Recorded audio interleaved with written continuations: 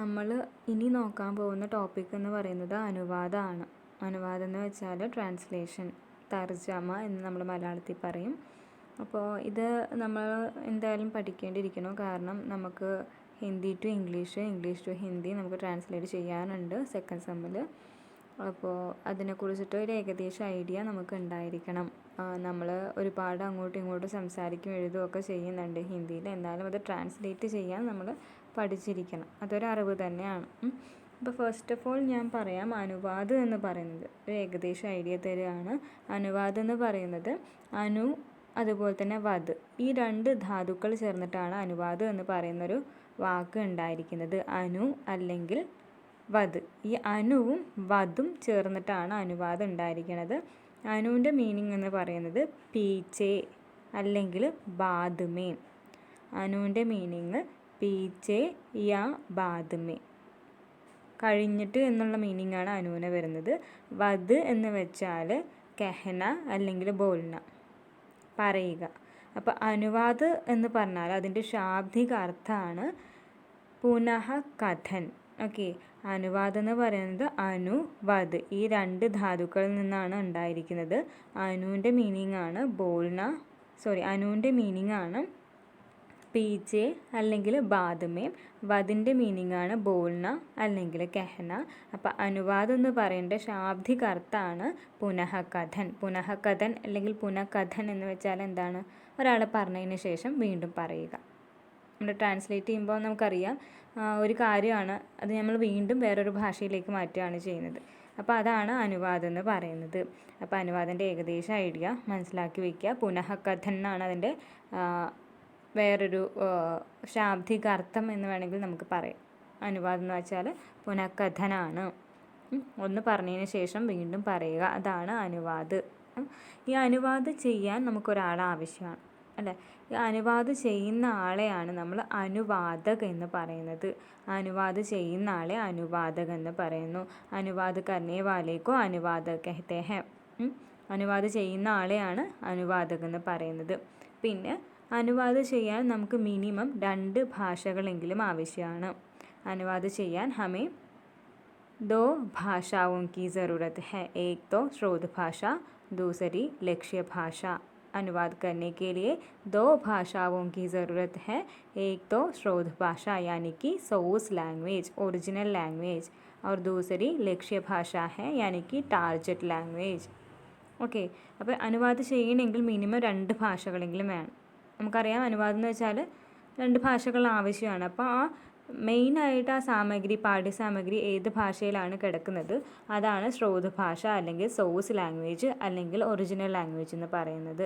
ഇപ്പം നമ്മൾ ഹിന്ദിയിലൊരു നോവൽ മലയാളത്തിലേക്ക് ട്രാൻസ്ലേറ്റ് ചെയ്യുകയാണെങ്കിൽ അവിടെ ഹിന്ദി ആണ് സോഴ്സ് ലാംഗ്വേജ് ആയിട്ട് വരുന്നത്. പിന്നെ ലക്ഷ്യഭാഷ അല്ലെങ്കിൽ ടാർഗറ്റ് ലാംഗ്വേജ് എന്ന് പറയുന്നത് നമ്മൾ ഈ ഹിന്ദിയിലെ നോവൽ ഏത് ഭാഷയിലേക്കാണ്, മലയാളത്തിലേക്കാണെങ്കിൽ അവിടെ മലയാളമാണ് എന്തായിട്ട് വരുന്നത്, ലക്ഷ്യഭാഷയായിട്ട് വരുന്നത്. പിന്നെ അനുവാദത്തിന് ഒരുപാട് ഭേദങ്ങളൊക്കെ ഉണ്ട്, ഒരുപാട് പ്രകാരമൊക്കെ ഉണ്ട്. നമുക്ക് അതൊന്നും കൂടുതലായിട്ട് അറിയണ്ട. അപ്പോൾ അനുവാദം എന്ന് പറഞ്ഞാൽ അതിൻ്റെ ശാബ്ദിക अर्थ है पुनःकथन, और अनुवाद करने वाले को अनुवादक कहते हैं. और अनुवाद करने के लिए 2 भाषाओं की ज़रूरत है. एक तो स्रोत भाषा और दूसरी लक्ष्य भाषा. ഇനി ഒരു പോയിൻ്റ് കൂടിയുണ്ട്. അനുവാദം ചെയ്യുന്ന ആൾക്ക് കുറച്ച് ഗുണങ്ങൾ ആവശ്യമാണ്. നമുക്ക് തോന്നിയ പോലെ അങ്ങ് അനുവാദം ചെയ്യാൻ പറ്റില്ല. അപ്പം അനുവാദക്ക് ലിയേ 3 ഗുണോं की ज़रूरत है. അനുവാദകന് 3 ഗുണങ്ങൾ ആവശ്യമാണ്. അതെന്ന് പറയുന്നത് ഒന്നാമത്തെ സ്രോത ഭാഷാക്കാ ജ്ഞാനാണ്, സ്രോത ഭാഷയെക്കുറിച്ച് അറിഞ്ഞിരിക്കണം. രണ്ടാമത്തേന്ന് പറയുന്നത് ലക്ഷ്യഭാഷാക്കാ ജ്ഞാനാണ്, ലക്ഷ്യഭാഷയെക്കുറിച്ചിട്ട് അറിഞ്ഞിരിക്കണം. മൂന്നാമത്തെ വിഷയിക്കാ ജ്ഞാനാണ്, വിഷയത്തെക്കുറിച്ച് അറിഞ്ഞിരിക്കണം. ഇപ്പോൾ മലയാളത്തിലെ നോവൽ ഹിന്ദിയിലേക്ക് ട്രാൻസ്ലേറ്റ് ചെയ്യുമ്പോൾ ആ ട്രാൻസ്ലേറ്റർ, അദ്ദേഹത്തെയാണല്ലോ നമ്മൾ അനുവാദകൻ എന്ന് പറയുന്നത്. ആ അനുവാദകന് മലയാളം അറിഞ്ഞിരിക്കണം, അതായത് ശ്രോതഭാഷയായിട്ടുള്ള മലയാളം അറിഞ്ഞിരിക്കണം. അത് ട്രാൻസ്ലേറ്റ് ചെയ്യുന്നത് ഇംഗ്ലീഷിലാണെങ്കിൽ ആ ഇംഗ്ലീഷ് ഭാഷയും അറിഞ്ഞിരിക്കണം. ഇപ്പോൾ ഒരു പാരഗ്രാഫ് ആണെങ്കിൽ അല്ലെങ്കിൽ ഒരു നോവലാണെങ്കിൽ ആ നോവലിലെ വിഷയം ആർക്കറിഞ്ഞിരിക്കണം, അനുവാദകൻ അറിഞ്ഞിരിക്കണം. ഈ 3 കാര്യങ്ങളും അനുവാദം ചെയ്യുമ്പോൾ ശ്രദ്ധിക്കേണ്ട കാര്യങ്ങളാണ്. ഓക്കെ, അപ്പോൾ അനുവാദം എന്ന് വെച്ചാൽ पुनः कथन എന്നാണ് അതിൻ്റെ ശാബ്ദിക अर्थ। अनुवाद करने वाले को अनुवादक कहते हैं। अनुवाद करने के लिए दो भाषाओं की ज़रूरत होती है। स्रोत भाषा उसे सोर्स लैंग्वेज या ओरिजिनल लैंग्वेज कहते हैं, और दूसरी तो लक्ष्य भाषा, उसे हम टारगेट लैंग्वेज कहते हैं। और अनुवादक को 3 गुण होने चाहिए। एक तो स्रोत भाषा का ज्ञान, दूसरी लक्ष्य भाषा का ज्ञान, तीसरी विषय का ज्ञान। ഇതാണ് അനുവാദത്തിനെ കുറിച്ചിട്ട് ഏകദേശം ഒരു ഐഡിയ. ഇനി ടെക്സ്റ്റ് ബുക്കിനകത്ത് നോക്കാം എന്താണ് അനുവാദത്തിനെക്കുറിച്ച് പറഞ്ഞിരിക്കുന്നത് എന്ന്. एक भाषा की रचना को दूसरी भाषा में रूपांतरित करने को अनुवाद कहते हैं. ഇതാണ് ഈ അനുവാദത്തിൻ്റെ ഡെഫിനിഷൻ എന്ന് പറയുന്നത്. ഏക് ഭാഷാ കി രചന കോ, ഒരു ഭാഷയിലുള്ള രചനയെ ദൂസരി ഭാഷാമേ രൂപാന്തരിത് കർണ, വേറൊരു ഭാഷയിലേക്ക് അതിൻ്റെ രൂപത്തിൽ മാറ്റം വരുത്തുക. രൂപാന്തരം എന്ന് വെച്ചാൽ അതിൻ്റെ രൂപത്തിൽ മാറ്റം വരുത്തുക. ഓക്കെ, ഒരു ഭാഷയിലെ രചനയെ വേറൊരു ഭാഷയിൽ അതിൻ്റെ രൂപത്തിൽ മാറ്റം വരുത്തി എഴുതുന്നതിനെയാണ് എന്തെന്ന് പറയുന്നത്, അനുവാദം എന്ന് പറയുന്നത്. ഏക് ഭാഷാ കി രചന കോ ദൂസരി ഭാഷാമേ രൂപാന്തരിത് കർണേ കോ അനുവാദ് കഹത്തെ ഹൈ. भाषाओं के बीच साहित्यिक आदान प्रदान के लिए तो अनुवाद अनुपेक्षणीय है. അതായത് നമുക്കറിയാം ഭാഷ, ഇപ്പം നമ്മൾ മലയാളികളാണ്, അപ്പോൾ നമുക്ക് കൂടുതലായിട്ട് മലയാളമാണ് അറിയുക. അതുപോലെ നമുക്ക് ഇംഗ്ലീഷ് അറിയും, ഹിന്ദി അറിയും. പക്ഷേ വേറൊരു ഭാഷ, ഇപ്പോൾ വേറെ ഏതെങ്കിലും ലാംഗ്വേജ് ആയിക്കോട്ടെ, ഉറുദു എന്തെങ്കിലും ആയിക്കോട്ടെ, അല്ലെങ്കിൽ ഇപ്പോൾ കൊറിയനോ എന്തെങ്കിലും ആണെങ്കിൽ നമുക്കത് അവരുടെ രചനകളൊന്നും നമുക്ക് വായിക്കാൻ പറ്റില്ല. കാരണം നമുക്കറിയില്ല, ആ ലാംഗ്വേജ്, ആ ഭാഷ നമുക്കറിയില്ല. അപ്പോൾ അത് ആ ഒരു ബുക്ക് വായിക്കണമെങ്കിൽ എന്ത് ചെയ്യാം, അതിനെ ട്രാൻസ്ലേറ്റ് ചെയ്യാം. അപ്പോൾ അതിന് നമ്മുടെ ഹിന്ദിയിലേക്കോ ഇംഗ്ലീഷിലേക്കോ മലയാളത്തിലേക്കോ ട്രാൻസ്ലേറ്റ് ചെയ്താൽ നമുക്കത് വായിക്കാനുള്ളൊരു അവസരം കിട്ടുകയാണ്. അങ്ങനെ വേറൊരു നാട്ടിലെ സാഹിത്യം നമുക്ക് മനസ്സിലാക്കാനുള്ളൊരു അവസരം അനുവാദത്തിലൂടെ നമുക്ക് കിട്ടുകയാണ്. ഇപ്പോൾ ഹിന്ദിയിലെയും ബുക്കുകൾ ഒരുപാട് മലയാളത്തിലേക്കും ഇംഗ്ലീഷിലേക്കും ഒക്കെ ട്രാൻസ്ലേറ്റ് ചെയ്തിട്ടുണ്ട്. നമുക്കറിയാം അബ്ദുൽ കലാമിൻ്റെ വിങ്സ് ഓഫ് ഫയർ, അഗ്നിച്ചിറകുകൾ എന്ന് പറഞ്ഞിട്ട് മലയാളത്തിലേക്ക് ട്രാൻസ്ലേറ്റ് ചെയ്തിട്ടുണ്ട്. അതുപോലെ തന്നെ പൗലോ കൊയ്ലോ എഴുതിയിട്ടുള്ള ആൽക്കെമിസ്റ്റ് ഇംഗ്ലീഷിലുണ്ട്, മലയാളത്തിലുണ്ട്. പിന്നെ അതുപോലെ തന്നെ പ്രേംചന്ദിൻ്റെ കുറേ നോവലുകൾ, ഇപ്പോൾ കർമ്മഭൂമി, രംഗഭൂമി, അതുപോലെ തന്നെ ഗോദ എന്നൊക്കെ പറയുന്നത് മലയാളത്തിലേക്ക് ട്രാൻസ്ലേറ്റ് ചെയ്തിട്ടുണ്ട്. അപ്പോൾ ഇവിടെ ട്രാൻസ്ലേഷനിലൂടെ നമുക്ക് ഒരുപാട് സാഹിത്യരചനകൾ, ഒരുപാട് ഭാഷകളിലുള്ള സാഹിത്യരചനകൾ വായിക്കാനുള്ള ഒരു അവസരം കിട്ടുക കൂടിയാണ് ചെയ്യണത്. സാഹിത്യ क्षेत्र में ही नहीं, प्रशासनिक, वैज्ञानिक और राजनीतिक आदि क्षेत्रों में भी अनुवाद का महत्वपूर्ण स्थान है. ഇപ്പോൾ ഈ ബുക്സ് മാത്രമല്ല, അല്ലെങ്കിൽ സാഹിത്യ ലിറ്ററേച്ചറിൻ്റെ ക്ഷേത്രത്തിൽ മാത്രമല്ല, അല്ലാതെ അഡ്മിനിസ്ട്രേറ്റീവ് ആയിട്ടുള്ള കാര്യങ്ങൾ, പ്രശാസനികം എന്ന് വെച്ചാൽ അഡ്മിനിസ്ട്രേറ്റീവ് ആണ്, വൈജ്ഞാനികം എന്ന് വെച്ചാൽ സയൻസ് പരമായിട്ടുള്ള വിഷയങ്ങൾ, അതുപോലെ തന്നെ പൊളിറ്റിക്കൽ പരമായിട്ടുള്ള എല്ലാ ഫീൽഡിലും എല്ലാ ക്ഷേത്രത്തിലും ഈ അനുവാദത്തിന് മഹത്വപൂർണ്ണമായിട്ടുള്ള സ്ഥാനമുണ്ട്. കാരണം ഇന്ന് ഒരുപാട് സ്ഥലങ്ങളിൽ ഇതുപോലെ തന്നെ ട്രാൻസ്ലേഷനും മറ്റും കാര്യങ്ങൾ നടക്കുന്നുണ്ട്. അതൊരുപാട് പേർക്ക് യൂസ്ഫുള്ളാണ്, വായിക്കുന്നവർക്കും അതുപോലെ തന്നെ ഭയങ്കരമായിട്ട് ഉപകാരം ചെയ്യുന്ന ഒന്നാണ്. अनुवाद करना एक कला है. सबसे सुंदर अनुवाद वही माना जाएगा जिसमें मूल रचना का भाव तो आ ही जाए, साथ ही साथ अनुवाद को पढ़ते समय मूल के पढ़ने जैसे आनंद भी प्राप्त हो. അപ്പോൾ അനുവാദം ചെയ്യുന്നത് എന്ന് പറയുന്നത് ഒരു കലയാണ്. അങ്ങനെ എല്ലാവർക്കും ഒന്നും അനുവാദം ചെയ്യാൻ പറ്റില്ല, പ്രത്യേക ഒരു കഴിവ് വേണം, ഒരു കല പോലെയാണ്. പിന്നെ ഒരു നല്ല അനുവാദം എന്ന് പറഞ്ഞാൽ കുറേ വാക്കുകൾ നിരത്തി വെച്ച് അത് വേറൊരു ഭാഷയിലേക്ക് ട്രാൻസ്ലേറ്റ് ചെയ്യുന്നതല്ല. മെയിനായിട്ട് ആ രചനയിലെ ഭാവം, അതിലെ മീനിങ്, അതിൻ്റെ അർത്ഥം മനസ്സിലാക്കിയിട്ട് അതിനെന്താണ് അതുപോലെ തന്നെ വേറൊരു ഭാഷയിലേക്ക് എന്ത് ചെയ്യണം, മാറ്റണം. അതാണൊരു സുന്ദരമായിട്ടുള്ള അല്ലെങ്കിൽ ഒരു നല്ല അനുവാദം എന്ന് പറയുന്നത്. ഇപ്പോൾ ഒരു sentence I am going home എന്ന് പറയുന്ന ഒരു സെൻറ്റൻസ് നമ്മൾ ഹിന്ദിയിലേക്ക് മേഹും ജാരഹ ഘർ എന്ന് പറഞ്ഞ് എഴുതുമ്പോൾ ആ ഓർഡറൊക്കെ കറക്റ്റാണ്, പക്ഷെ അതിൻ്റെ ഒരു ഭാവ് അല്ലെങ്കിൽ അതിൻ്റെ ശരിക്കൊരു കറക്റ്റ് മീനിങ് നമുക്ക് കിട്ടണില്ല. അപ്പോൾ ഒരു നല്ല അനുവാദം എന്ന് വെച്ചാൽ അതെല്ലാം ശ്രദ്ധിച്ചിട്ട് വേണം അനുവാദം ചെയ്യാൻ, നല്ല രീതിയിൽ വേണം അനുവാദം ചെയ്യാൻ. അപ്പോൾ ഐ ആം ഗോയിങ് ഹോം എന്ന് പറയുന്നത് നല്ല രീതിയിൽ അനുവാദം ചെയ്യുന്ന സമയത്ത് മേ ഘർ ജാ രഹി ഹൂം എന്നായിട്ട് വരും. അപ്പോൾ ശ്രദ്ധിച്ചിട്ട് വേണം അനുവാദം ചെയ്യാൻ വേണ്ടിയിട്ട്. അനുവാദ് करते समय कुछ विशेष बातों का ध्यान रखना चाहिए. അനുവാദം ചെയ്യുന്ന സമയത്ത് കുറേ കാര്യങ്ങൾ നമ്മൾ ശ്രദ്ധിക്കണം.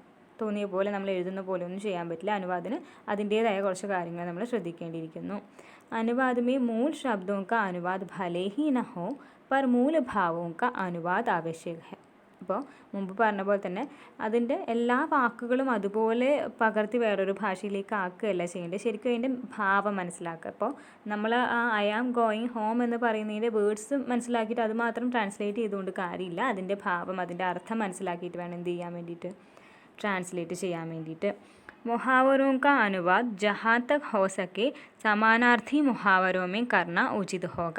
പിന്നെ അതുപോലെ തന്നെ വേറൊരു കാര്യം ശ്രദ്ധിക്കേണ്ടത് എന്താണെന്ന് വെച്ചാൽ, നമുക്കറിയാം ഒരുപാട് പഴഞ്ചൊല്ലുകളും കടങ്കഥകളും ഒക്കെ ഉണ്ട്. പഴഞ്ചൊല്ലുകളും കടങ്കഥകളും അതൊക്കെ നമ്മൾ ഓരോ നാടിനനുസരിച്ചിട്ട് മാറ്റം വരും. ഇപ്പോൾ ഒരുപാട് നമ്മൾ കേരളത്തിൽ യൂസ് ചെയ്യുന്ന കുറേ പഴഞ്ചൊല്ലുകൾ ചിലപ്പോൾ നോർത്തിൽ അതായിക്കോളണം എന്നില്ല.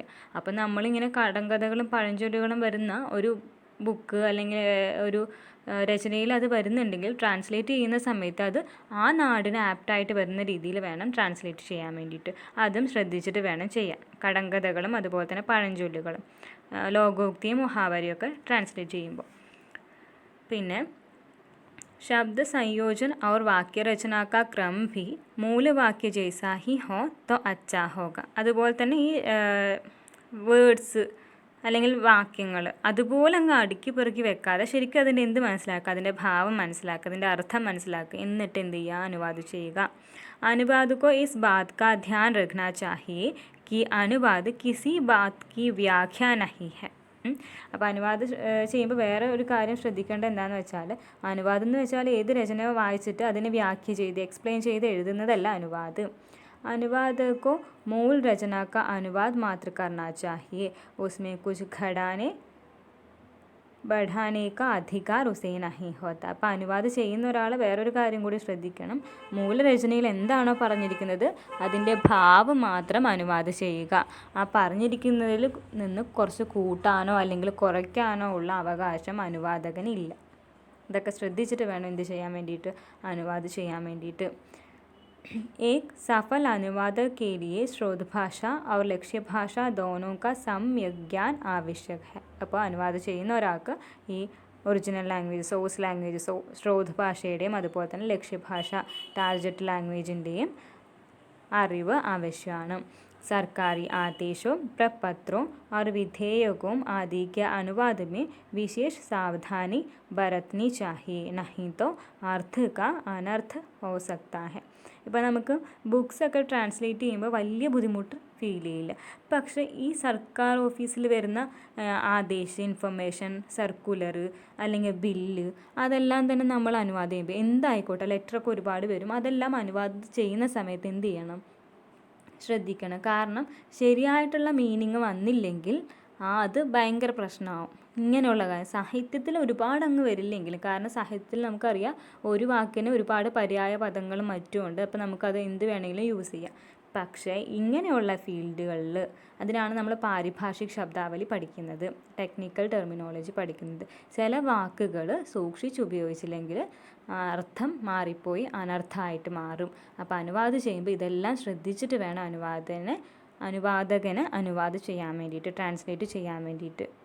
ഓക്കെ, അപ്പോൾ അനുവാദം എന്ന് വെച്ചാൽ एक भाषा की रचना को दूसरी भाषा में रूपांतरित करना है. अनुवाद करने वाले को अनुवादक कहते हैं. अनुवादक को 3 गुणों की ज़रूरत है और अनुवाद करने के लिए 2 भाषाएं होनी चाहिए, स्रोत भाषा और लक्ष्य भाषा. ഇതാണ് ഏകദേശം അനുവാദത്തിനെക്കുറിച്ചുള്ള ഒരു ഐഡിയ എന്ന് പറയുന്നത്. ആ ഒരു സെൻറ്റൻസ് ഡെഫിനിഷൻ എന്തായാലും ഒന്ന് നോക്കി വയ്ക്കുക. ഇനി നമുക്ക് അനുവാദം ജസ്റ്റ് ഒന്ന് പറഞ്ഞു പോവാം എങ്ങനെയാണ് അനുവാദം ചെയ്യുന്നതെന്ന്. അപ്പോൾ ഇവിടെ തന്നിരിക്കുന്ന പാരഗ്രാഫ്, ഏറ്റവും ചെറിയ പാരഗ്രാഫ് എന്ന് പറയുന്നത്, the Taj Mahal is very famous building. It is one of the wonders of the world. It is situated at Agra on the right bank of the Yamuna. It was built by Shah Jahan. He built in it the memory of his dear wife Mumtaz Mahal. People come from far and wide to see this historical building.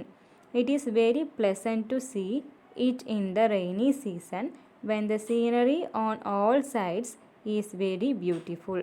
Hundreds of years have passed, but its beauty is the same as it was when it was built. Okay, ഇങ്ങനെ ഒരു paragraph തരും എക്സാമിന്. ഇംഗ്ലീഷിലായിക്കോട്ടെ അല്ലെങ്കിൽ ഹിന്ദിയിലായിക്കോട്ടെ ഒരു paragraph തന്നിട്ട് അത് എന്ത് ചെയ്യാൻ പറയും, ഇപ്പോൾ ഇത് ഇംഗ്ലീഷ് ആണെങ്കിൽ ഹിന്ദിയിലേക്ക് ട്രാൻസ്ലേറ്റ് ചെയ്യാൻ വേണ്ടി പറയും. മലയാളം ട്രാൻസ്ലേഷൻ വരുന്നില്ല, Hindi to English, English to ഹിന്ദിയാണ് വരുന്നത്. അപ്പോൾ ആദ്യം ശ്രദ്ധിക്കേണ്ട ഒരു കാര്യം എന്ന് വെച്ചാൽ, നമുക്കറിയാം ഹിന്ദിയിലെ ഓർഡറും മലയാളത്തിലെ ഓർഡറും ഏകദേശം സെയിം ആണ്. പക്ഷേ ഇംഗ്ലീഷിൽ ആ ഓർഡറല്ല വരുന്നത്. ഇപ്പോൾ ഞാൻ പറയുകയാണ്, ഇപ്പോൾ മലയാളത്തിൽ നമ്മളൊരു സെൻറ്റൻസ് എടുക്കുകയാണെങ്കിൽ അതിൽ കർത്താവ്, കർമ്മം, ക്രിയ എന്നുള്ള ഓർഡറിലാണ് വരുന്നത്. ഹിന്ദിയിലും അതേ ഓർഡറിൽ തന്നെയാണ് വരുന്നത്, കർത്താവ്, കർമ്മം, ക്രിയ. പക്ഷേ ഇംഗ്ലീഷിലേക്ക് വരുമ്പോൾ അതിന് കുറച്ച് മാറ്റങ്ങൾ വരുന്നുണ്ട്, ഓർഡറിൽ ചേഞ്ചസ് വരുന്നുണ്ട്. ഓക്കെ, ഇപ്പോൾ പശു പുല്ല് തിന്നുന്നു, പശു കർത്താവ്, പുല്ല് കർമ്മം, തിന്നുന്നു ക്രിയ മലയാളത്തിൽ. അത് നമ്മൾ ഹിന്ദിയിലേക്ക് ആക്കുന്ന സമയത്ത് ഗായ്, ഘാസ്, ഖാത്താ ഹെ എന്ന് വേണമെങ്കിൽ നമുക്ക് എഴുതാം. പക്ഷെ ഇംഗ്ലീഷിലേക്ക് മാറ്റുമ്പോൾ എന്ത് വരും, കൗ ഈറ്റിംഗ് ഗ്രാസ് എന്ന് വരും അല്ലേ. അവിടെ നമ്മൾ ഈ ഗ്രാസ് അവസാനവും ഈറ്റിംഗ് എന്ന് പറയുന്ന ക്രിയ നടുവിലുമാണ് ചേർത്തിരിക്കുന്നത്. പക്ഷെ നമ്മുടെ ഹിന്ദിയിലും മലയാളത്തിലേക്കും വരുമ്പോൾ എന്താണ് സംഭവിച്ചത്, സെയിം ഓർഡറാണ്. അപ്പോൾ നിങ്ങൾ അത്യാവശ്യം ഇംഗ്ലീഷ് ട്രാൻസ്ലേറ്റ് ചെയ്യുന്ന സമയത്ത് അതേ ഓർഡറിൽ ട്രാൻസ്ലേറ്റ് ചെയ്യാതെ അത് മലയാളത്തിലേക്ക് ജസ്റ്റ് ഒന്ന് കൺവേർട്ട് ചെയ്യുക, എന്നിട്ട് അത് ട്രാൻസ്ലേറ്റ് ചെയ്യാൻ നോക്കുക. അല്ലെങ്കിൽ അതിൻ്റെ ഭാവം, അതിൻ്റെ അർത്ഥം മനസ്സിലാക്കിയിട്ട് ട്രാൻസ്ലേറ്റ് ചെയ്യുക. സെയിം ഓർഡറിൽ ചെയ്താൽ അത് തെറ്റിപ്പോവാനുള്ള സാധ്യത കൂടുതലാണ്. അപ്പോൾ നമുക്ക് ഈ ഒരു പാരഗ്രാഫിൻ്റെ ട്രാൻസ്ലേഷൻ നോക്കാം എങ്ങനെയാണെന്ന്.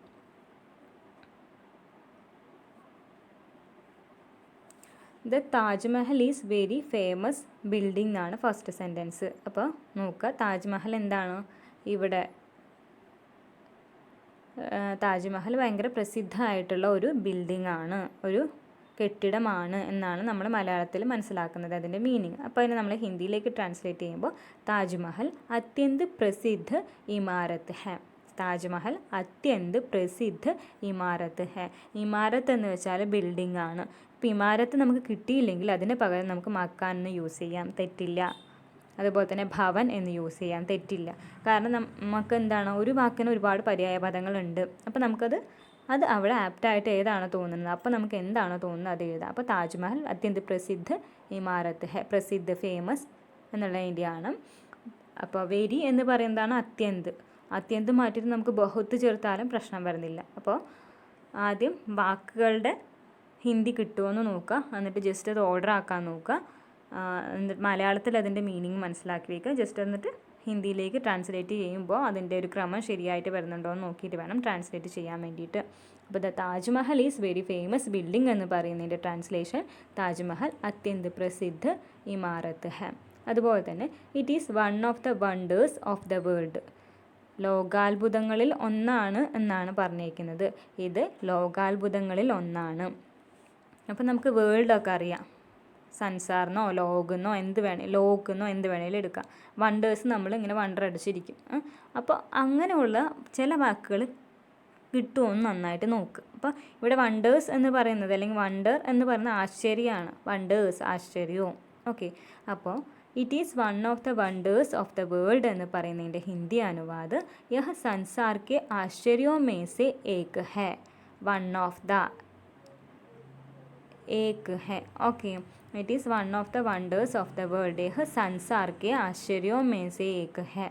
ओके, आश्चर्य वंडर्स, यह संसार के आश्चर्यों में से एक है. It is one of the wonders of the world. ഇനി അടുത്തത്, it is situated at Agra on the right bank of the Yamuna.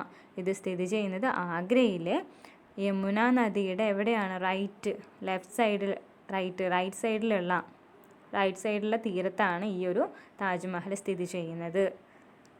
യഹ് ആഗ്രാമി. നോക്കൂ, it is situated at Agra. നമുക്ക് ഇത്രയും വലിയ സെൻറ്റൻസ് ഒക്കെ തരുമ്പോൾ അത് ജസ്റ്റ് ഒന്ന് മുറിച്ച് നോക്കിയിട്ട് അതിൻ്റെ മീനിങ് കണ്ടുപിടിച്ചിട്ട് ഓർഡർ ആക്കുക കേട്ടോ. യഹ് ആഗ്രാമി, ഇത് ആഗ്രയിൽ യമുനയ്ക്ക് ദക്ഷിണി തടുപ്പർ സ്ഥിത് ഹെ. യമുനയുടെ ദക്ഷിണി, റൈറ്റ് എന്ന് പറയുന്നതിന് നമുക്ക് ദക്ഷിണി ഒന്നും കിട്ടിയില്ലെങ്കിൽ നമ്മൾ എന്ത് എഴുതാം, ദായേം എഴുതാം. ഈ ബാങ്ക് ആണ് തീരം അല്ലേ. ഇപ്പോൾ കിനാര ആണ് നിങ്ങൾക്ക് ഓർമ്മ വരണമെങ്കിൽ അപ്പോൾ ആ ഒരു വാക്ക് നമുക്ക് യൂസ് ചെയ്യാം. It is situated at Agra on the right bank of the Yamuna. ഇത് ആഗ്രയുടെ യമുനയുടെ വലതുഭാഗത്താണ് സ്ഥിതി ചെയ്യുന്നത്. യഹ ആഗ്രാമേ യമുന കി ദക്ഷിണി തട് പർ സ്ഥിത് ഹെ. ഓക്കെ, ഇനി അടുത്ത sentence, it was built by Shah Jahan. ഇത് പണി കഴിപ്പിച്ചത് ആരാണ്? ഷാജഹാനാണ്. ബിൽറ്റ് നിർമ്മിച്ചത്, പണി കഴിപ്പിച്ചത്, ഉണ്ടാക്കിപ്പിച്ചത് എല്ലാം ആരാണ്? ഷാജഹാനാണ്. ഇസ്കാ നിർമ്മാൺ ഷാജഹാനെ കർവായാ ഥ. ഇതിൻ്റെ നിർമ്മാണം ആരാണ് ചെയ്തത്? ഷാജഹാനാണ്. ഓക്കെ, നിർമ്മാൺ ബിൽറ്റ് നിർമ്മാൺ, അല്ലെങ്കിൽ നമുക്ക് ബനായ എന്നും അവിടെ യൂസ് ചെയ്യാം. ഇസ്കാ നിർമ്മാൺ ഷാജഹാനെ കർവായാ ഥ. और यह ഷാജഹാനെ നിർമ്മിത് കിയാ ഗയാ ഹെ എന്നും എഴുതിയാൽ, ഗയാധ എന്ന് എഴുതിയാലും നമുക്ക് തെറ്റൊന്നും പറയാൻ പറ്റില്ല. നമുക്ക് അപ്പം ഏതാണോ ആപ്റ്റായിട്ട് വരുന്നത് അത് നമ്മൾ എഴുതാം. അപ്പോൾ it was built by Shahjahan ആണ്. ഇസ്കാ നിർമ്മാൺ ഷാജഹാനെ കർവായാ ഥ. He built in it the memory of his dear wife Mumtaz Mahal. അദ്ദേഹം ഇത് പണി കഴിപ്പിച്ചത് അദ്ദേഹത്തിൻ്റെ ഭാര്യയായിട്ടുള്ള, അത്രയും പ്രിയപ്പെട്ട ഭാര്യയായിട്ടുള്ള മുംതാസ് മെഹലിൻ്റെ ഓർമ്മയ്ക്ക് വേണ്ടിയിട്ടാണ്. ബിൽറ്റിൻ്റെ മീനിങ് നമുക്ക് കിട്ടിയിട്ടുണ്ട്. മെമ്മറി, സ്മൃതി അല്ലെങ്കിൽ യാദ് ഒക്കെ നമുക്ക് ഓർമ്മ വരുന്ന വാക്കാണ്. ഡിയർ പ്രിയ അല്ലേ, പത്നി, വൈഫ്. അപ്പോൾ അതെങ്ങനെയായിട്ട് വരും? അപ്പനി പ്രിയ പത്നി മുംതാസ് മെഹൽ കി സ്മൃതി മേ ഉനോനെ ഇസേ ബൻവായാ ഥ.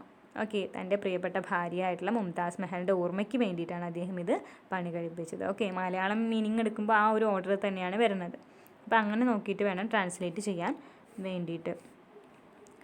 ഇനി അടുത്തത്, people come from far and wide to see this historical building.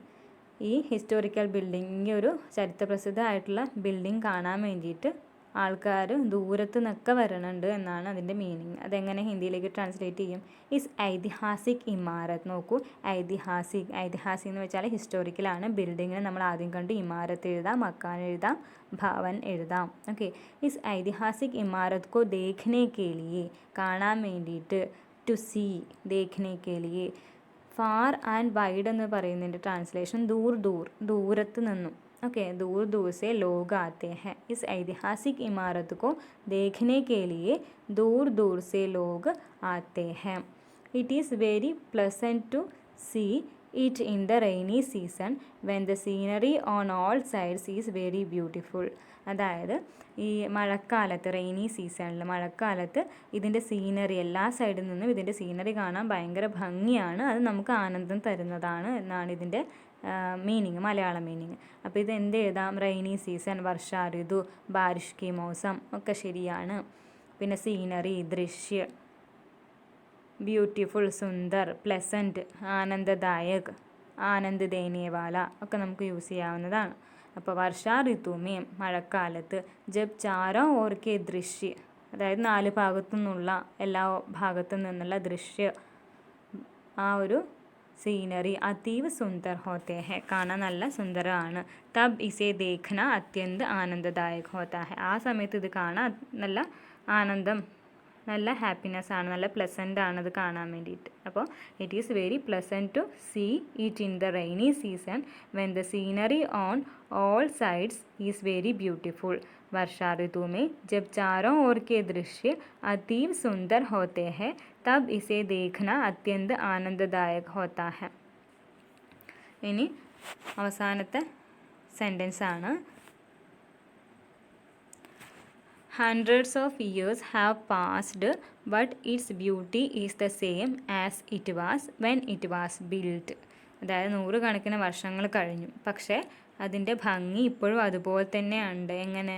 മുമ്പ് കാലത്ത് എങ്ങനെയാണോ പണി കഴിപ്പിച്ചത് അതേ ഭംഗി തന്നെയാണ് ഇപ്പോഴും. അപ്പോൾ ഹൺഡ്രഡ്സ് ഓഫ് ഇയേഴ്സ് എന്ന് പറയുന്നത് സൈക്കഡോം വർഷ അതിനെ നമുക്ക് സാലാക്കാം. ഇയർ എന്ന് പറയുന്നത് വർഷം മാത്രമല്ല, സാലാണ്. അപ്പോൾ നമുക്ക് സൈക്കഡോം ഒന്നും കിട്ടിയില്ലെങ്കിൽ വർഷ അല്ലേ. പിന്നെ അതുപോലെ തന്നെ പാസ്ഡ് എന്താണ്? ബീത്ത് ഗയേ, അല്ലെങ്കിൽ വേറെ നിങ്ങൾക്ക് അപ്പോൾ വേറെ ഏതെങ്കിലും പര്യായ പദങ്ങൾ വരുന്നുണ്ടെങ്കിൽ അതും യൂസ് ചെയ്യാം. ഓക്കെ, അപ്പോൾ സൈക്കഡോം വർഷ ബീത്ത് ഗയേ, 100 കണക്കിന് വർഷങ്ങൾ കഴിഞ്ഞു. ലേക്കിൻ, പക്ഷേ, ബട്ട്, ഇസ്കാ സൗന്ദര്യ, ഇതിൻ്റെ ബ്യൂട്ടി, ഇതിൻ്റെ ഭംഗി, വൈസാഹി ഹെ, അങ്ങനെ തന്നെയുണ്ട്. കണ്ടോ? വൈസാഹി ഹെ, എങ്ങനെ? ജയ്സാക്കി, വൈസയും ജയ്സയും ഒരുമിച്ച് വരുന്നു. അങ്ങനെ തന്നെയുണ്ട്. ജയ്സാക്കി ഇസ്കാ നിർമ്മാൺ ഹുവാദ്, അത് നിർമ്മിക്കുമ്പോൾ എങ്ങനെയായിരുന്നു അതുപോലെ തന്നെയാണ് ഇപ്പോഴും.